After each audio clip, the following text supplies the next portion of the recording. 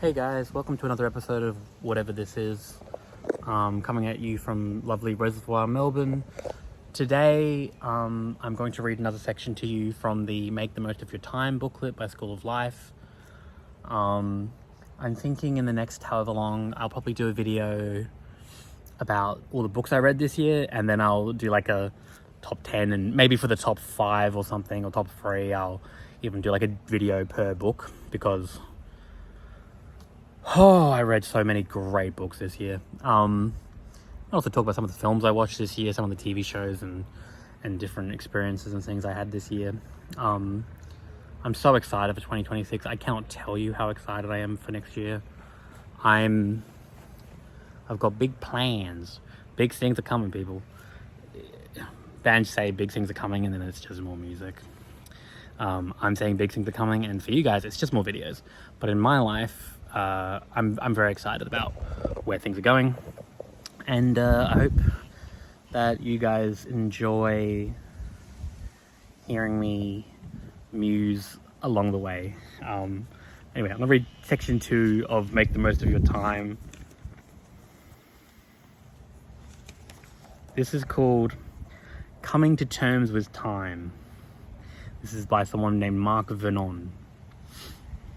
Hemmed in by our history, anxious about our future, and never really at home in the present, we can all too easily feel oppressed by time. But what if we could make our peace with it? As a first step, Mark Vernon explains how to embrace the past. The modern mind is inclined to think of the past as gone. Archaeologists dig the ground for it. Others try to hold on to it with photos. The past is a foreign country. They do things differently there, reflects the writer L.P. Hartley. But isn't the past entirely present? Contemplate, for example, the deep past of our evolutionary inheritance. We have 4 limbs because our prehistoric ancestors did. We sing much like whales and birds, melodically speaking, thanks to the creatures that first strove to communicate with music. Of course, novelty emerges in evolution too. We humans have opposable thumbs and Mozart, but appreciating this deep past can awaken a Gaia-like solidarity and connect us more profoundly with the origins of life. Another source of ourselves is historical, in the culture and family that shapes us. Here the past may feel less comfortable to contemplate, for such factors highlight another dimension, the way the past can constrain us.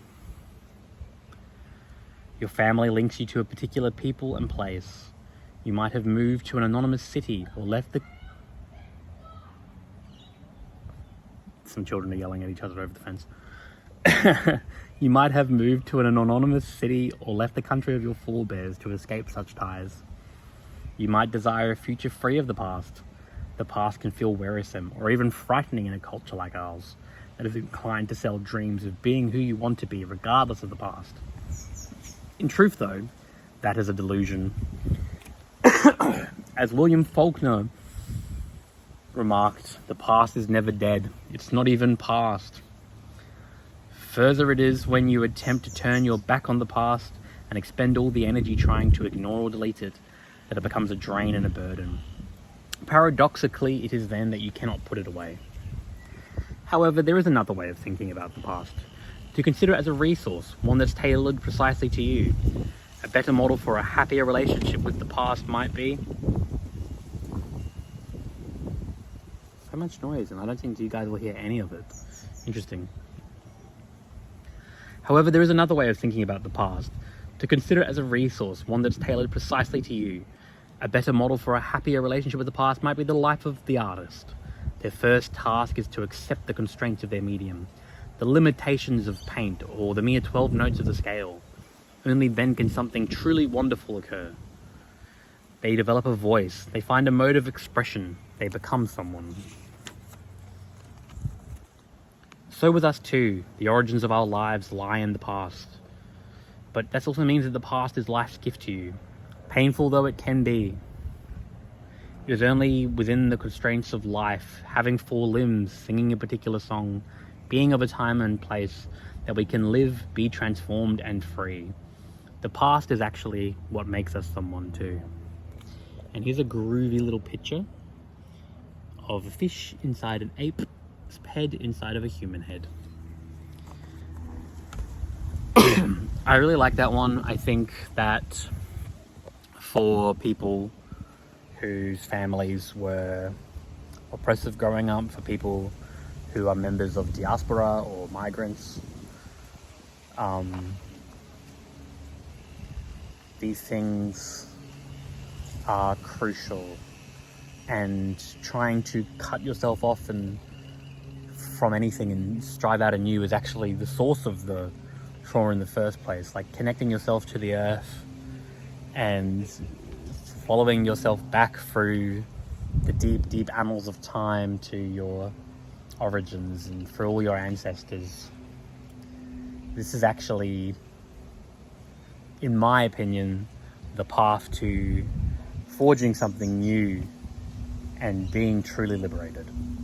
Otherwise, if you cut yourself off and you think you forged something new, for all you know, it's something your grandpappy already did.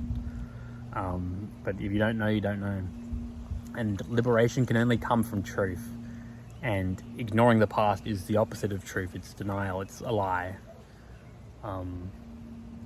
It's on the Indian coat of arms. Truth alone prevails. And I think it's the words Vishnu says at the start of the Ramayana. At least in the TV soap opera he does. I haven't read the actual text yet.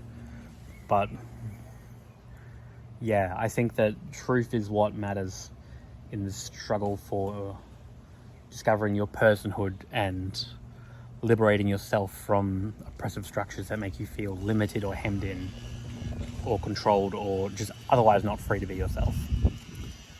Anyway, thank you for watching. Hope you guys have a good rest of your day.